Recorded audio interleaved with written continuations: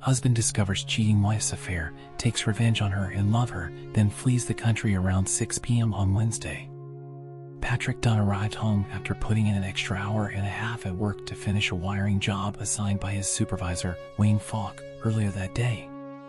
His dedication allowed him to complete the task almost half a day ahead of schedule, despite working tirelessly throughout the day, resulting in sore muscles.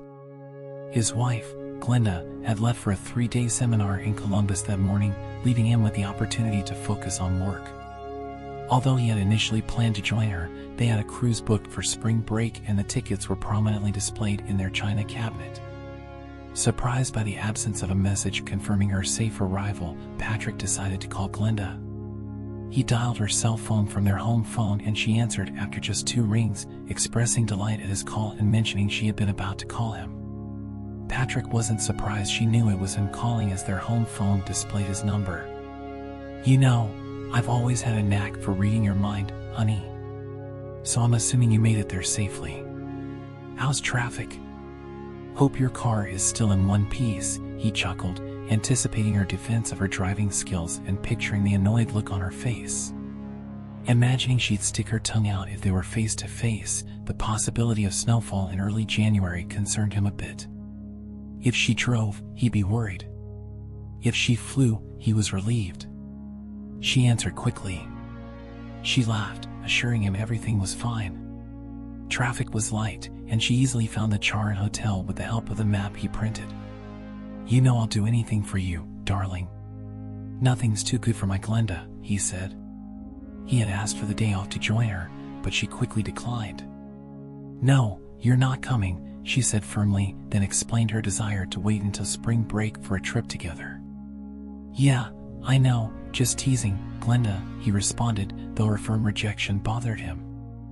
"I'll be a good boy and stay home," he said, laughing, unwilling to let her have her way so easily. He noticed the relief in her voice as she said, "Glad to hear it, Patrick. It'll be a boring few days with seminars lined up. We wouldn't have time together anyway. You think I'm reading your mind, Glenda? Need to talk? Oh, you reminded me. I can't find my travel bag with the sewing kit and stuff. Maybe it's in the bedroom or the car trunk." "Sure thing, babe. Hold on. Let me grab the cordless." He dashed upstairs, spotting the bag on the dresser. "Found it," he said into the phone. "Careful with buttons and lint." She sighed in relief, mentioning a nearby store for replacements. "Got to go. Registration's open. Busy week ahead with presentations and dinners, but we'll have Saturday evening together." "No worries, hon. Worked extra today, should make it through. Thursday and Friday. Call me if you can. I'll do the same if anything comes up. See you Saturday for dinner." After exchanging pleasantries, Patrick headed downstairs, reflecting on Glenda's recent behavior. Despite her rejection of his joke about joining her trip, she'd been acting oddly for months. Hungry and distracted, he ordered pizza. With almost of his work uniform and relaxed with a beer at the kitchen table. Overweightness wasn't a concern, thanks to his active job. Since Glenda wasn't a pizza fan, he indulged himself. Leftovers would be lunch tomorrow, easily reheated at work. He spent an hour watching a news program on TV, but found himself drifting back to thoughts of Glenda and her recent change in behavior. It troubled him that she had objected strongly to him joining her on her trip. Glenda, 35, was tall, slender, with long, dark hair and eyes, working as a sociology professor. Proud of her success as a junior faculty member, she mentioned having more classes than others, but had a teaching assistant to help with grading and advising tasks. When the fall semester began, she mentioned her TA, Anthony, a graduating senior who took on some of her responsibilities. His name came up occasionally, but not lately. In mid-November, she discussed upcoming seminars during the New Year break, initially agreeing to joining. However, after 2 weeks, she changed her mind, preferring a trip during spring break. Reluctantly, he accepted her decision. During Christmas, seminars weren't a topic as they enjoyed the holiday with family and friends. Glenda received envelopes with training materials, quickly sending back her registration. Eager to travel, she began packing days before New Year's Eve, her organized nature shining through. Returning to the bedroom after 8, he planned to resume reading a book left on the bedside table. Seeing Glenda's bag, he moved it to its usual spot in the closet, noticing it rested atop her journal. Married for 8 years, he rarely glimpsed her diary, which she kept hidden away. He had once jokingly asked to read it, but she firmly refused, deeming it personal and private. They never discussed it again, and in their 8 years together, he had only glimpsed it a couple of times before she quickly locked it away. Patrick suspected Glenda wrote her journal entries in her college office, or possibly at home while he was at work. Their schedules didn't align. She was usually home when he left and back by the time he finished. Returning the bag to the closet, he picked up the journal for the first time in a while. The 6x 8-inch book, an inch thick, was bound in red leather, secured with a latch and brass lock. Patrick realized the journal might hold clues to Glenda's recent behavior. Instead of returning it to the dresser, he took it downstairs to the brighter kitchen. Examining it closely, he noticed only a third of the pages showed signs of use, suggesting it couldn't be her only diary for 8 years' worth of entries. There must be older volumes elsewhere. After brief pondering, Patrick realized Glenda's closet was the likely place for her earlier diaries. They each had their own closet, and he had never explored hers. Heading upstairs, he searched for 5 minutes before finding a shoebox on the top shelf containing a stack of red leather diaries. He returned to the kitchen with his find. Notably, each diary had a small white sticker on the spine and was numbered 1 through 6, while the current one was unnumbered. Embossed on the back cover of each was the name Combs, a local specialty store. All 7 locks were identical, lacking any distinguishing marks. Patrick wondered if they all used the same key. Curious, he grabbed the phone book and quickly found Combs' specialty's number. With it nearing 835, he wondered if they'd be open. Considering many downtown stores stayed open late on Wednesdays, after 2 rings, a young woman answered, "Combs Specialties, how can I assist you?" Her tone sounded genuine. Patrick inquired about red leather diaries, approximately 6 by 8 inches, as a gift. "I think I know the book you mean." "Let me check," she said, pausing for about 3 minutes. Upon her return, she confirmed they had 2 in stock, ensuring the store was open until 10 p.m. Patrick hurried there, hoping to obtain a diary and possibly the key to unlock them. The odds were slim, but Patrick knew attempting to open the lock would likely damage them and earn Glenda's lasting reproach. Within half an hour, he was heading home with a red leather diary and key in his bag. Despite its $60 price tag, he saw it as a small price to uncover his wife's worries. He considered giving the new diary as her birthday gift, envisioning her concealing illness as she had with an abnormal pap test result before. He also speculated about workplace conflicts among college faculty. Or Glenda preferred to handle such matters independently. Another possibility lingered in his mind, one he struggled to push aside, the idea of Glenda having an affair.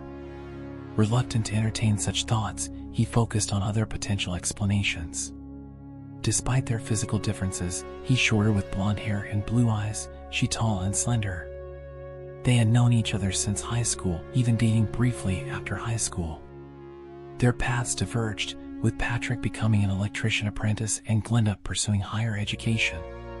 They reunited in college and quickly married after her graduation, with Patrick established as a master electrician and their home purchased. They planned for a larger house and discussed starting a family, deciding that Glenda would stop taking birth control pills by the end of the school year. Back home, Patrick wasn't entirely confident the new journal's key would fit. He found it in a small envelope in the diary box, appearing too small. He realized he should have asked the salesman about key compatibility. If it didn't fit, he'd abandon the attempt rather than search for Glenda's hidden keys. 5 minutes later, he sat at the kitchen table with a stack of diaries contemplating whether to use the key on Glenda's latest journal. Concern for her health and persistent curiosity urged him on. He hesitated, fearing he might betray her trust. Eventually, he picked the lock, the key fitting perfectly. As he flipped through the pages, he found Glenda's recent entries dated the previous day, filling most of the page. He quickly perused the neat handwriting on the page, his expression draining of color as tears welled in his eyes. Moving to the kitchen sink, he absent-mindedly squeezed his soda can, causing it to overflow onto his arm. Eventually noticing the mess, he cleaned himself up and moved to the living room, placing the diaries on the end table. Turning on the lamp, he settled into his chair with the 7th journal. Eager to uncover the truth behind his shattered perception of his wife and their life together. Instead of reading in reverse, he opted for chronological order, hoping for answers. Tempted to confront her at the hotel, he dismissed the idea, fearing a losing battle or emotional breakdown. The first page, dated early June, marked the beginning of Patrick's search for clues within Glenda's diary. Despite finding contentment in her life, career, and marriage, none of the summer entries shed light on the shocking revelation from the last page. By early September, however, he found a crucial entry that hinted at the answers he sought, prompting him to read it twice.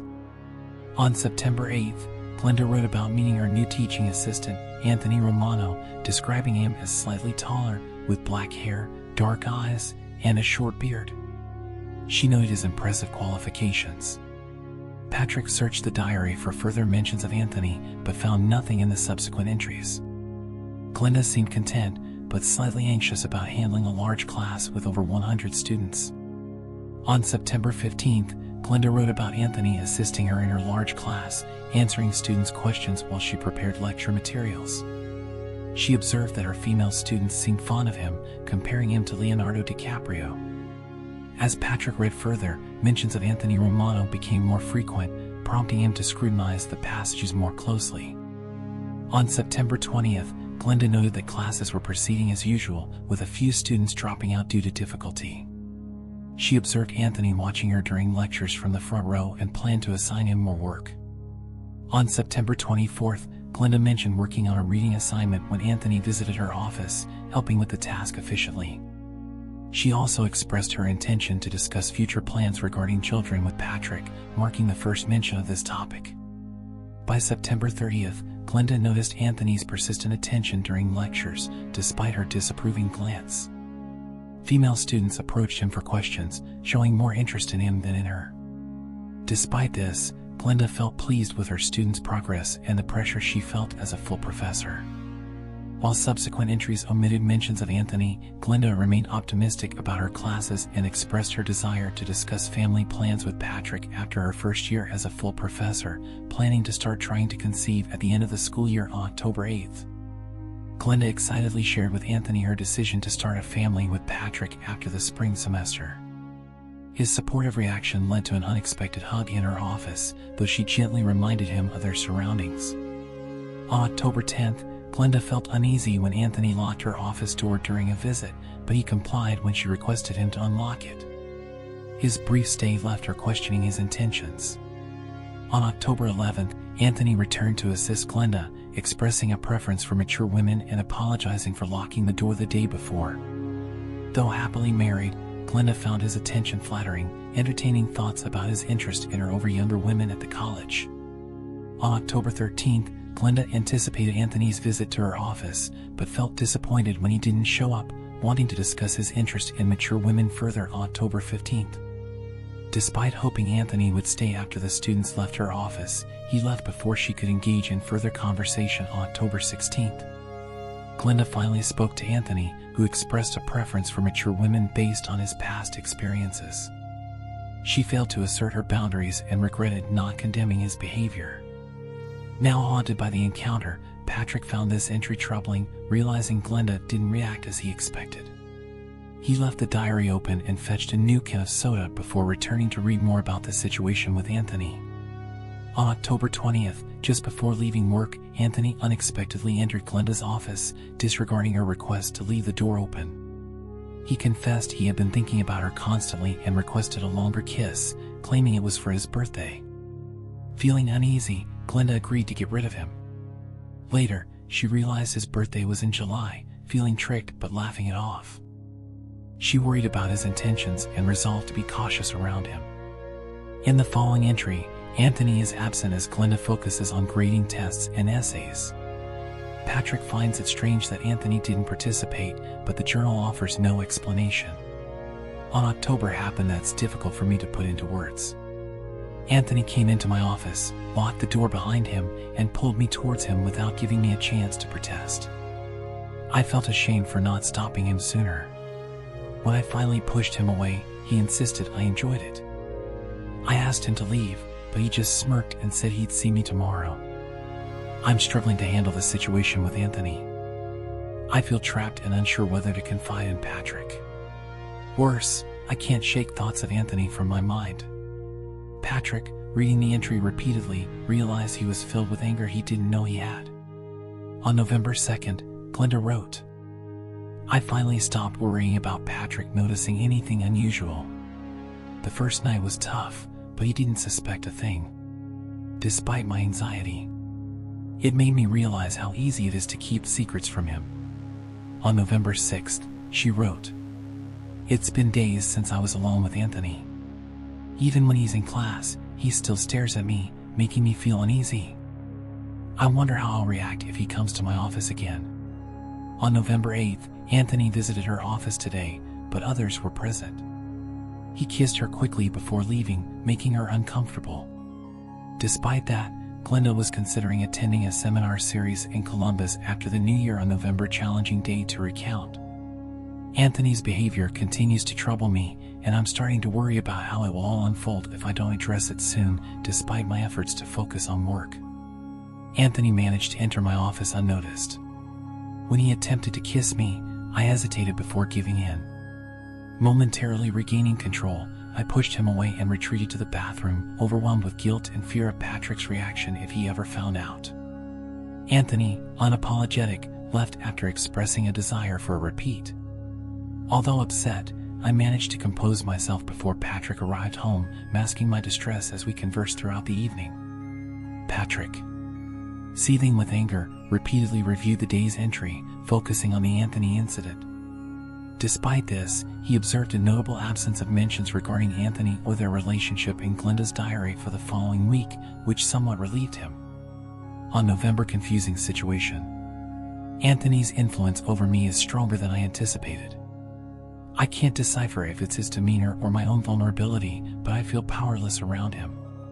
This afternoon, I confronted him about our previous encounter, emphasizing the inappropriateness of our connection given my marital status and professional position. Despite my assertiveness, he exhibited unsettling behavior, suggesting we lock the office door and inviting me to join him on the couch. I can't explain why I agreed. We've crossed a dangerous line, and I'm torn between wanting to dismiss him from his role and justifying our actions. I can never confess to Patrick, and I'm relieved our indiscretions remain concealed, shielded by the privacy of my office. I hope to regain my composure before returning home. Patrick, troubled by the escalating situation, resolved to thoroughly read Glenda's diaries to better understand her. He revisited 2 pages once more, then glanced up to find it was already 2 a.m. Despite knowing there were numerous pages left, he couldn't set the book down. He left a message at work indicating he'd be unavailable the next day due to personal matters. His life had irrevocably changed, leaving behind love and aspirations, replaced by a profound emptiness and mounting rage.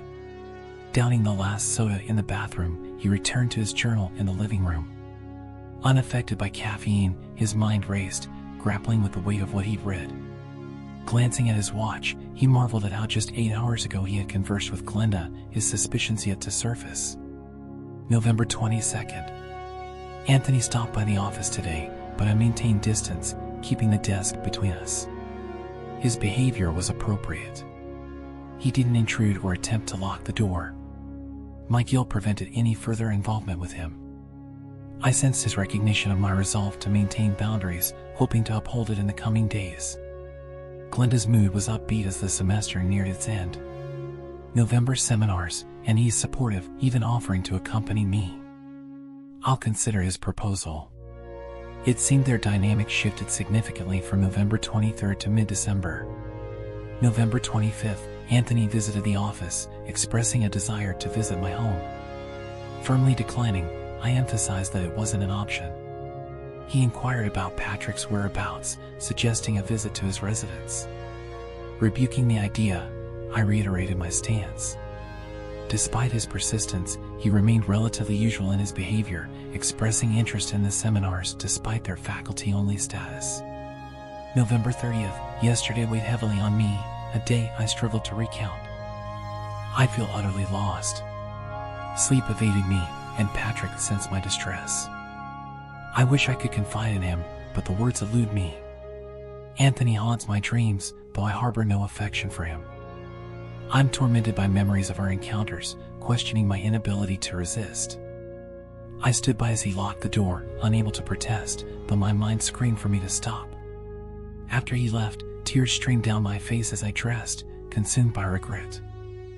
I spent the day locked in my office, grappling with my thoughts, considering therapy. Despite Glenda's evident remorse, Patrick couldn't fathom her actions, which deviated from her usual character. As he delved deeper into her journal, his disposition grew darker, unsettling those who knew him well. December 3rd. Anthony intercepted me in the hallway this morning, urging me to reconsider meeting him at his shared house. He desired closeness in a real bed, but I firmly refused, emphasizing the risk to my marriage and career. Undeterred, he proposed accompanying me to the January seminars, even offering to cover his expenses if I spent nights with him. I rejected his advances, but his suggestion lingered in my mind. I questioned my own weakness. Patrick, seething with anger, took a break to calm himself. He resisted the urge to drink, opting for clarity instead. Though he was certain of his next steps, he knew he needed a solid plan. Returning to the living room, he resumed reading his journal. December 7th. Anthony briefly visited my office to bid farewell before his Christmas trip home after his exam tomorrow. He inquired about returning early for the seminar, suggesting I might use it as a distraction. I postponed my decision, instructing him to call back in a few days. December 8th. Today I misled Patrick, convincing him to stay home while I attend a seminar, proposing a cruise as a diversion. Despite his reluctance, he eventually relented. I feel guilty about deceiving him. Although I haven't committed to taking Anthony, I'm considering it, reflecting our previous encounter in my office. Despite my contentment with Patrick, I inexplicably entertain thoughts of Anthony, valuing his experience. I await his call, pondering whether he'll persist or give up. December 12th, Anthony called, reiterating his desire to join me in Columbus. He proposed booking adjoining rooms, suggesting I pose him as my brother. He plans to confirm tomorrow and cover the room expense. Now I'm faced with the decision of whether to consciously betray Patrick. December 14th, Anthony called again today, expressing excitement about our upcoming stay at the Chiron. I reluctantly made the reservation, feeling guilty. He's leaving after the spring semester, no longer a TA. I hope I can resist further temptation. Anthony has a certain allure that intrigues me, unlike anyone else. I fear Patrick discovering this. It would devastate him. December, using a code name in case Patrick answered. He confirmed our plans for New Year's Eve and I reluctantly agreed. Deep down, I felt excitement too. I hoped this encounter would finally put an end to our affair. Patrick had to work, giving me opportunity to arrange the trip. Although I never spent consecutive nights with the same man before marrying Patrick, I decided to go along with Anthony's proposal. I hoped it would disrupt my feelings. Patrick glanced at the time. It was nearly 5 in the morning. He was close to finishing Glenda's diaries, but was determined to read them all. Despite knowing she hadn't cheated, he needed certainty. With tasks ahead, he left the last page unread, opting for coffee. He could rest later. January 3rd. Tomorrow is the big day. I'm off for 3 days of seminars and nights with Anthony. I'll pick him up before leaving town and drop him off afterward. Luckily, Patrick didn't insist on joining. I got a map to ensure I find my way.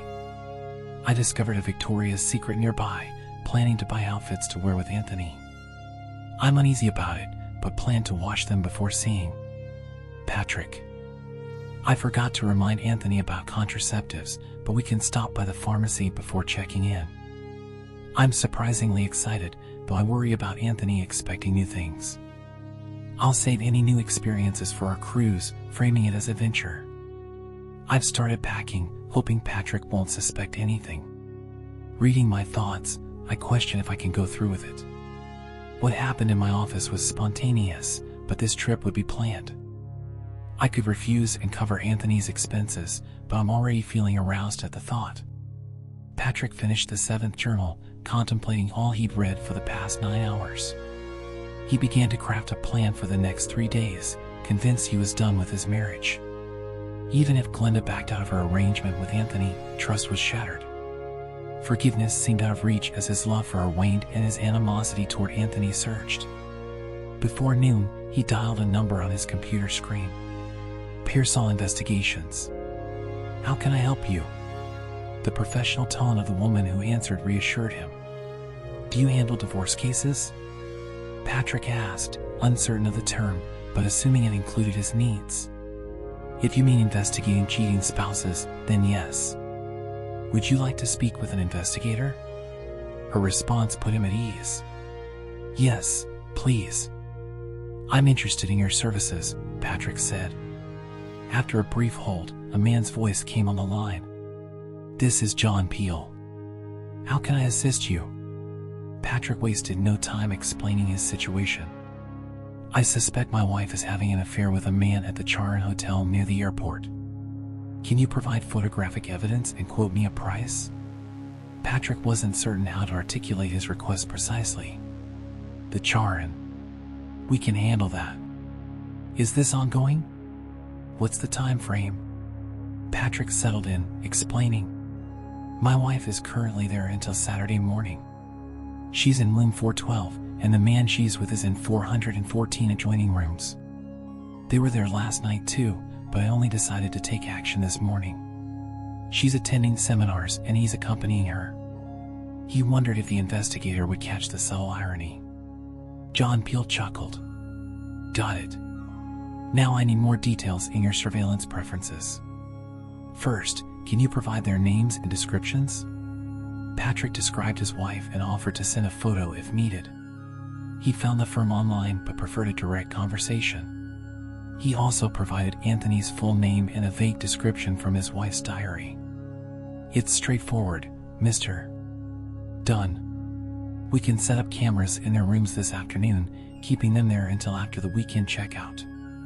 Installation is quick and we have access to the rooms at a fixed rate per entry.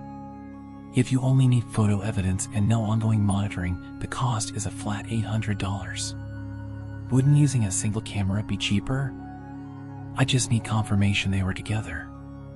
I prefer to check tonight and receive the photos by tomorrow evening if they stayed overnight. We'll need cameras in both rooms since we're unsure which they'll use. Our cost covers quality equipment and access fees. Hiring a maintenance worker for 2 entries, installation and removal adds $100. Apologies, I'm new to this. I'll pay up front by credit card on your website. Great. Fill out the form, noting case number 1372A. Once paid, I'll install the cameras and send you a DVD of the footage. Please provide your name and address for delivery. Patrick found the process straightforward, but receiving the DVD by mail was practical. Could you hold on to the DVD until I reach out? Right now, I need photos showing they're together. Nothing explicit, just evidence of the affair. Understood, Mr. Done. I'll capture stills from the video feed. Patrick provided his phone number and made a credit card payment during the call. The investigator confirmed the payment and began camera installation. With the arrangement settled, Patrick finally gave in to sleep deprivation. After a nap and a quick meal, he resumed reading Glenda's diaries, progressing quickly without rereading or overthinking. As he finished the first volume, Glenda called shortly before surprisingly easy, hiding their respective secrets. Patrick wondered if it was as effortless for Glenda to conceal her intentions as it was for him. With his plans in place, he found it easy to proceed, yet he wondered if he would ever regain a sense of normalcy. Before diving into the second volume, he double-checked his arrangements. Friday held additional tasks, including a visit to the bank to sort out finances. He'd already resigned from Anderson Electric, awaiting his final paycheck. It was well past 1 a.m. when he finished the second volume, taking longer than expected as thoughts of Glenda and Anthony lingered. His fatigue weighed heavily, prompting him to rest on the couch. Surprisingly, he dozed off and woke up at 7 a.m., refreshed. After a quick breakfast, he resumed reading, starting the third volume anew. By noon, he finished the third and fourth volumes, setting the diaries aside to tackle his to-do list. His first stop was Anderson Electric to collect his final paycheck and clear out his locker. Owner Gus Anderson tried to convince him to stay, but understanding Patrick's situation, he reluctantly bid him farewell. Hoping he'd return someday at the bank, paperwork delayed him, but he eventually left with a bag containing over $20,000 withdrawn from joint and personal accounts. Though he hoped for more, he could only access immediate funds without Glenda's signature. Arriving home around 4 p.m., he checked his answering machine and found a message from Peel Investigations. Gathering himself, he dialed John Peel's direct line. "This is John Peel. How can I assist you?" "Hello, this is Patrick Dunn. Were you able to install the cameras? And do you have any findings?" "Yes, Mr. Dunn. We set up cameras in both rooms yesterday afternoon and got the results today. Both rooms were empty during the operation, so it was swift." Patrick paused before asking, "Did anything significant show up on the footage?" He awaited John Peel's response with bated breath. "Well, Patrick, it's difficult to say, but your suspicions are validated. They spent the night together in your wife's room and engaged in carnal activities multiple times. I've transferred the video to DVD, and if you still want them, I can email you 3 frames as you requested." John's words brought tears to Patrick's eyes, surprising him. Despite what he had read, having visual evidence made the situation undeniably real. "Yes, please send the pictures. Thank you, Mr. Peel. If everything's settled financially, consider our business concluded. Yes, your payment settles the bill entirely. Are you feeling all right? Your voice sounds different today. Situations like this often bring emotional pain, and I'm concerned," John remarked, hearing a hint of worry in Patrick's voice. "I'm okay, thank you. I'll reach out if I need anything else," Patrick replied, his emotions under control, but with a noticeable edge of concern. "Your attorney may require a copy of the DVD unless you pursue grounds other than infidelity for divorce. We retain it for a year or until instructed otherwise. Many clients find therapy beneficial in such circumstances. While not my expertise, a supportive therapist can make a significant difference," John suggested. "Thank you for your assistance, Mr. Peel. I have a plan to cope with this." "I appreciate your professionalism," Patrick said, ending the call before any further discussion could ensue. With a stoic expression, he remained seated at the kitchen table until the sound of an incoming email caught his attention. Quietly, he entered the room housing the computer and accessed the email from Pearsall Investigations. Reviewing each of the 3 attached photos, he promptly sent them to the printer loaded with 8 by 10 photo paper. Within moments, tangible evidence of his wife's affair materialized in his hands. None of the photos depicted explicit acts, but one showing them lying together under a sheet bothered him the most. It marked a turning point for Patrick emotionally. After a final examination of the photos, Patrick placed them in a waiting brown envelope on the kitchen table. Returning to his chair, he resumed reading the 5th diary. Just before midnight, he concluded the last 2 volumes of Glenda's journals, reflecting on the contents. Patrick realized how closely Glenda had adhered to his perceptions of her.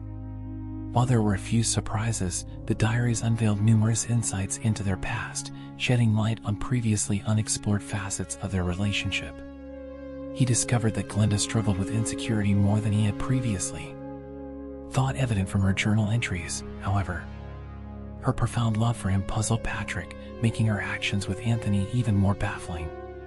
The only revelation was that their initial meeting at a birthday party wasn't coincidental. Glenda had orchestrated the encounter, expressing excitement at the prospect of reconnecting with him. Engrossed in reading the 2 volumes, Patrick realized afterward that Glenda hadn't called, and he was famished. As he prepared a sandwich and a drink, thoughts of Glenda and Anthony's interactions consumed him.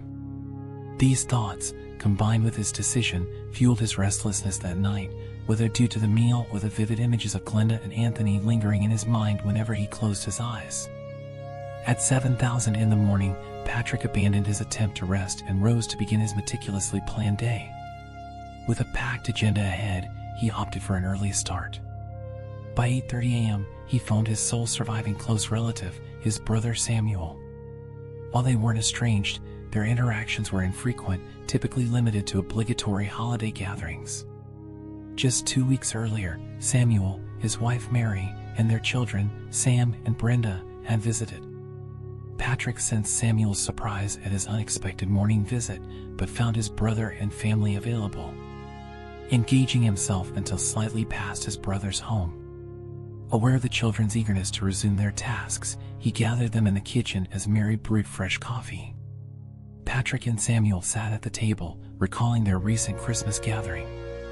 Patrick remembered the family's upcoming trip to Disneyland during spring break.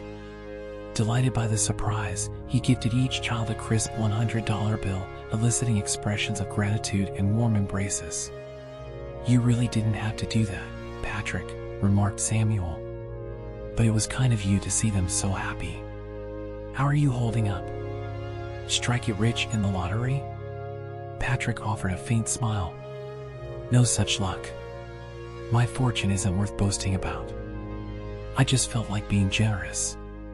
They sat together at the kitchen table with coffee, engaging in casual conversation. Mary chimed in. "I suppose I can skip skirting around the topic of your big plans with Glenda. She mentioned your desire to start a family. I know you'll embrace parenthood as much as we do." Patrick paused before responding. "She shared that with you. All women don't seem to hold much back." Before Mary could interject, Patrick redirected the discussion, asking his brother about his work as a manager. After their coffee cups were empty, Patrick stood to leave. "Just in case I don't see you until next Christmas, take care," he said, quickly shaking his brother's hand and giving Mary a brief hug. "I'll keep you in my thoughts." With those words, he walked away, exchanging farewells as he reached his car. Watching Patrick depart, Samuel turned to Mary. "Wonder what's on his mind." He seemed preoccupied, but not up for conversation. Mary shrugged, seemingly unconcerned. "Probably just biding time until Glenda returns from her course. She mentioned she'd be back tonight." Hand in hand, they strolled back to the house, discussing their plans for the remainder of the day. Just before home, noticing Patrick's absence as she entered through the kitchen. She had rehearsed their reunion, but found herself flustered by his absence. However, she saw it as an opportunity to unpack and do laundry. Contemplating another shower, she passed the kitchen table and spotted a note pinned down by a salt shaker signed by Patrick, explaining his sudden absence due to work. Although slightly disappointed, the note allowed her to proceed with her plans. Afterwards, she headed upstairs, opting for a relaxing bath instead of a shower. While gathering laundry, she spotted her journal on the dresser. She recalled leaving her journal in her emergency bag and retrieved it, relieved to find it untouched. Originally planning to update it during her trip, she forgot it until Patrick reminded her of its location. Finding it where she left it, she decided to update it while doing laundry. As her clothes washed, she made a quick meal and tried calling Patrick, only to realize his phone was in the wicker basket. Retrieving it, she sighed, realizing her rhetorical question had no answer. Returning to the table, she unlocked her diary with a key from her wallet and began writing on the first blank page, January 7th. "The most eventful 4 days of my life just concluded, and I need to document everything, even if it's unpleasant." When I picked up Anthony, he seemed eager. During the drive, he made advances that bothered me, but he stopped after I warned him about being seen. As we got farther from the city, I relaxed at the mall. He hurried to join me at Victoria's Secret, suggesting items I ended up buying. I wore one set for him Wednesday night, but I disposed of it before leaving the store this morning.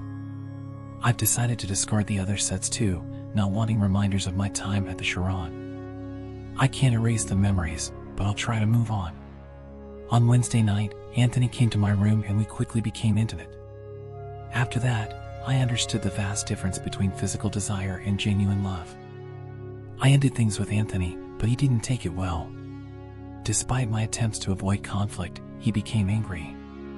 We agreed to sleep on it, but I already started planning how to make amends with Patrick. Friday morning, Anthony ignored my refusal and persisted.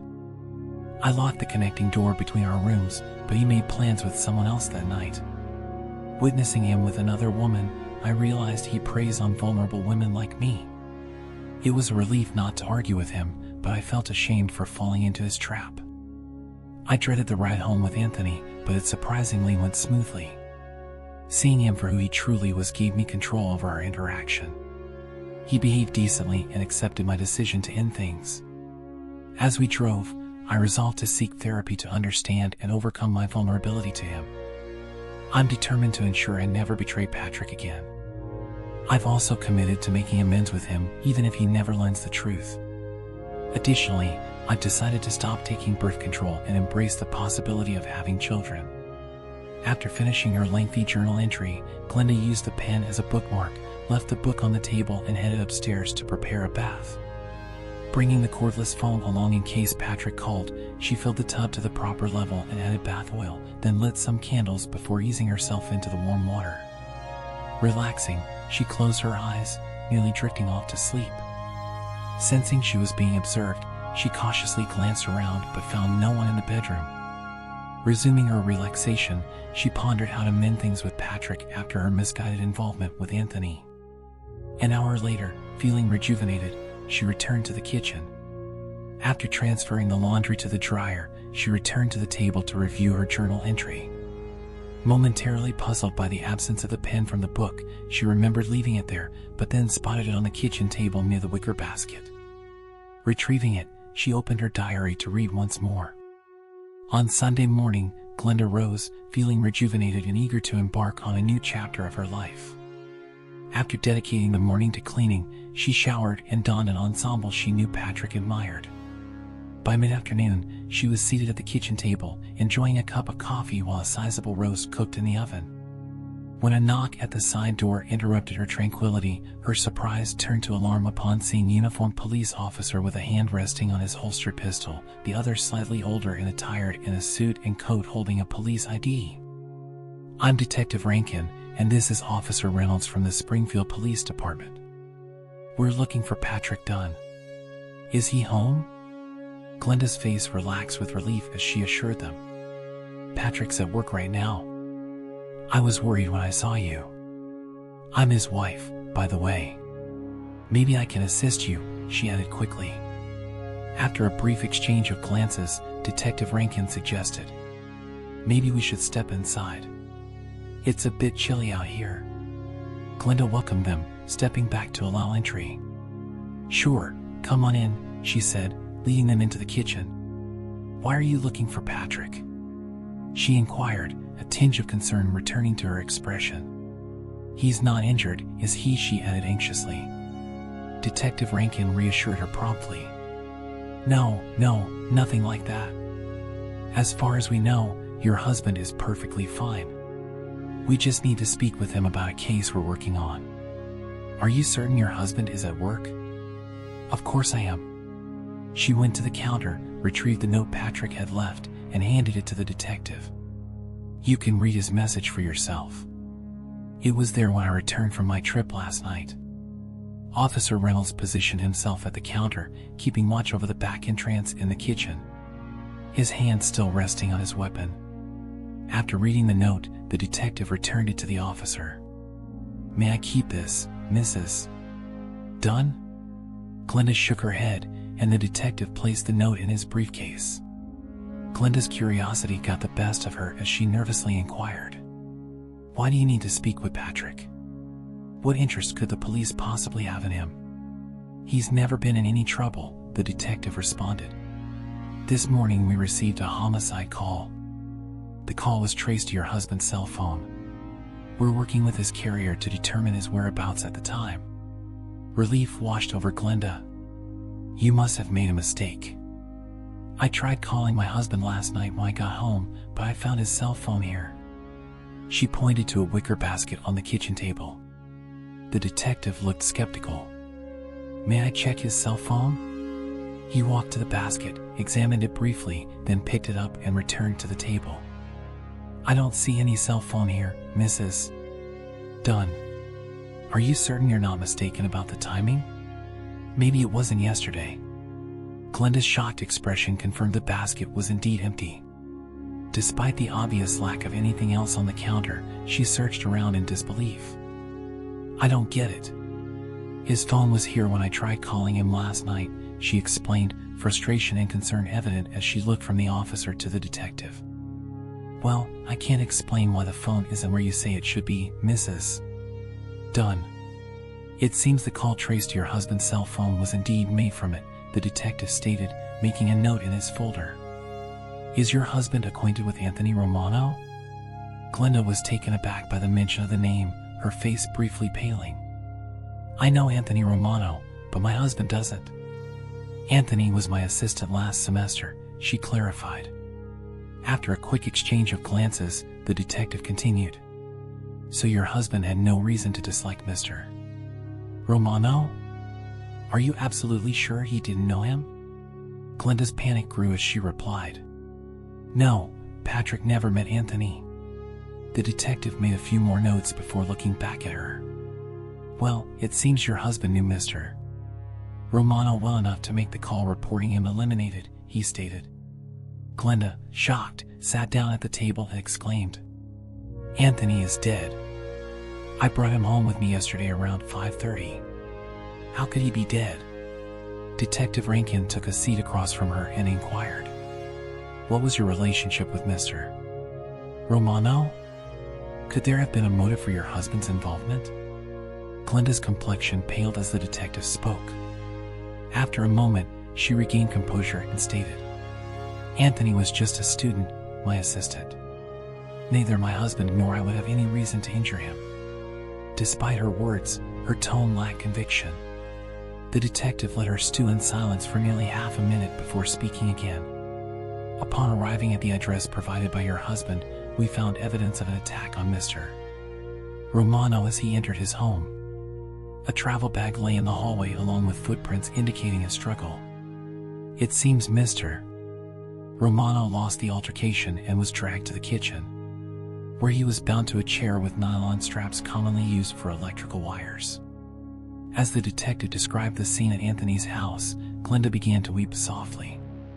"Mr. Romano was shot in the left knee before being dragged into the kitchen. The medical examiner suspects a major artery was hit due to significant blood loss. Autopsy results are pending, but it appears Mr. Romano sustained multiple blows before succumbing to a single shot to the head." The detective continued, "Preliminary forensics also suggest he was shot in the groin post-mortem, a non-fatal wound." "The estimated time of death falls between juncture," Glenda interjected, stating Patrick could never commit such an act. "That's not who he is." Her tears had nearly subsided, replaced by evident anger. The detective consulted his notes before pressing on. "According to state records, your husband possesses a permit for a .25 caliber semi-automatic pistol. One of the bullets recovered from the chair matches this caliber, tentatively linking it to his weapon. The motive remains unclear." Detective Rankin rifled through his folder, eventually producing 3 photocopies, which he laid out on the table before Glenda. "These are copies of 3 photos discovered at the crime scene. Their positioning near Mr. Romano suggests he was shown them before his demise. Blood splatter indicates their presence at the time of the fatal shot. I don't believe you've been entirely forthcoming about your connection with Anthony Romano or your husband's involvement with him," the detective asserted. Glenda took the photocopies, her expression shifting to one of shock as she examined them. As the realization sank in, she began to sob uncontrollably, insisting no, Patrick couldn't have known. Just as the detective prepared to elaborate on the crime scene details, his cell phone rang. Throughout the 3-minute call, he remained mostly silent, jotting notes in his pad. Meanwhile, Glenda's crying subsided, leaving her sitting quietly with her hands covering her face, tears streaming down. After finishing his notes, the detective glanced up at Glenda and relayed your husband's call was traced to Windsor on Local authorities collaborated with a cell phone provider to locate his device, discovered in a bag containing credit cards and a .25 caliber pistol registered to him. The bag was found in a trash receptacle at a Walmart parking lot. Neither he nor his vehicle were spotted, although plates matching his car were found in the trash. They suspect he might have swapped plates to blend in with Ontario traffic. The news failed to console Glenda, who remained seated at the table, crying inconsolably. After observing her for a few minutes, the detective retrieved another photocopy from his folder and presented it to her. It depicted a small brass key alongside a ruler. There was a key in the photos. Its significance is unclear.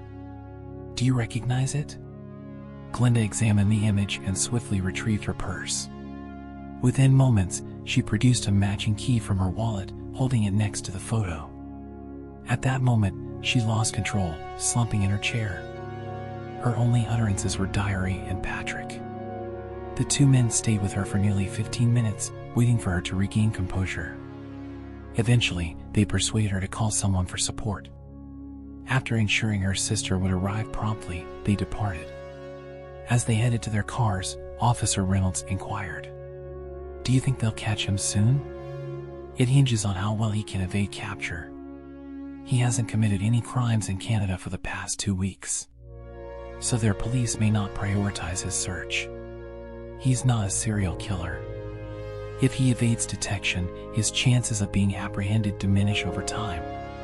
If he remains at large in 6 months, we might seek TV publicity through most wanted shows as they've yielded results," the detective explained.